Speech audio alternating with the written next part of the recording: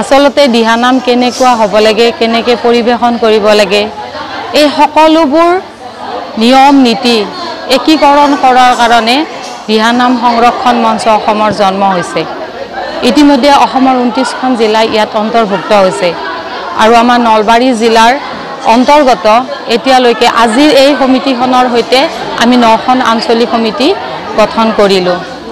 ভাৰতবৰ্ষৰ যেনেকৈ এখন সংবিধান আছে, আমি সংবিধানখনক মানি চলিব লাগে, ঠিক তেনেকুৱাকৈ দিহানাম ভাগক এটা শুদ্ধ শৈলী আৰু এটা প্ৰণালীৰ মাজেৰে যাতে আমি দিহানাম ভাগক বিশ্বৰ দৰবাৰত আগুৱাই লৈ যাব পাৰোঁ, তাৰ কাৰণে দিহানাম সংৰক্ষণ মঞ্চৰ জন্ম হৈছে। প্ৰাংগণত দিহানাম সংৰক্ষণ মঞ্চৰ অসমৰ নলবাৰী জিলা কমিটিৰ উদ্যোগত সহযোগত আমি ইয়াতে জাগাৰা ককায়া নক্তিপাৰা সমন্বিতে বৃহত্তৰ অঞ্চলটোত দিহানাম সংৰক্ষণ মঞ্চৰ এখন আঞ্চলিক কমিটি গঠন কৰাৰ উদ্দেশ্যে ইয়াত সমবেত হৈছোঁ। আমাৰ সৌভাগ্য আজি আমাৰ এই সভাত উপস্থিত আছে আমাৰ নলবাৰী জিলাৰ দিহানাম সংৰক্ষণ মঞ্চৰ সভাপতি শ্ৰদ্ধাৰ শ্ৰীযুত অচ্যুত বৈশ্যদেৱ, উপস্থিত আছে উপসভানেত্ৰী মাননীয়া ডক্টৰ সুবলা পাঠক বাইদেউ, আৰু এই সভাত উপস্থিত আছে নলবাৰী জিলা দিহানাম সংৰক্ষণ মঞ্চৰ সম্পাদক মাননীয় শ্ৰীযুত নৰেন দাসদেৱ, সহ সম্পাদিকা মাননীয়া শ্ৰীযুতা উষাৰাণী দেৱী।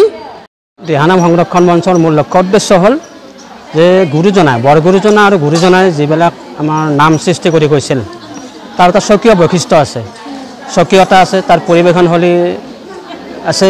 গতিকে এই সমস্তবিলাক আমি অটুট ৰখাৰ স্বাৰ্থত, কাৰণ আমাৰ অসমৰ চিনাকি হ'ল সেই গুৰুজনা বৰগুৰুজনা, গতিকে আমি অসমৰ চিনাকিৰ ক্ষেত্ৰত বৰগুৰুজনাৰ নাম ল'বই লাগিব আৰু তেখেতে সৃষ্টি কৰি যোৱা যিমানবিলাক কৃষ্টি সংস্কৃতি আছে আমি সেই নিয়মাৱলীৰ আধাৰত তেখেতসকলে যি নিয়মত এইবিলাক কৰি গৈছিল, আচলতে তেতিয়া এই গুৰুজনা হয়তো আমি পোৱা নাই এতিয়ালৈকে যে কিবা সংবিধান বা নিয়মাৱলী তেনেকুৱা প্ৰস্তুত নাছিলে।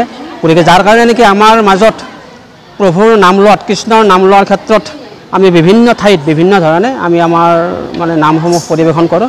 গতিকে দিহানাম সংৰক্ষণ মঞ্চই এইবিলাক মানে লক্ষ্য কৰি আমাৰ লগত শংকৰ সংঘ সত্ৰ মহাসভা লগতে আমাৰ গুণী জ্ঞানীবন্ত আমাৰ বিচাৰক তথা প্ৰশিক্ষকসকলে লগ লাগি দিহানাম সংৰক্ষণ মঞ্চৰ জন্ম দিছে।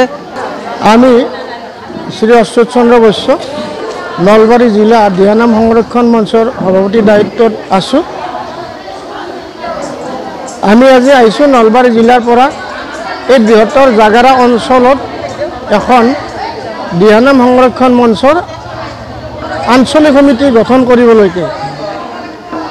আমি যিটো ভাবিছিলোঁ আচলতে যে জাগাৰাত বৰ বিশেষ নামৰ প্ৰতি আগ্ৰহী নাই নেকি, কিন্তু আজিৰ উপস্থিতিয়ে আমাক এই ভ্ৰান্ত ধাৰণাটো আঁতৰাই দিলে।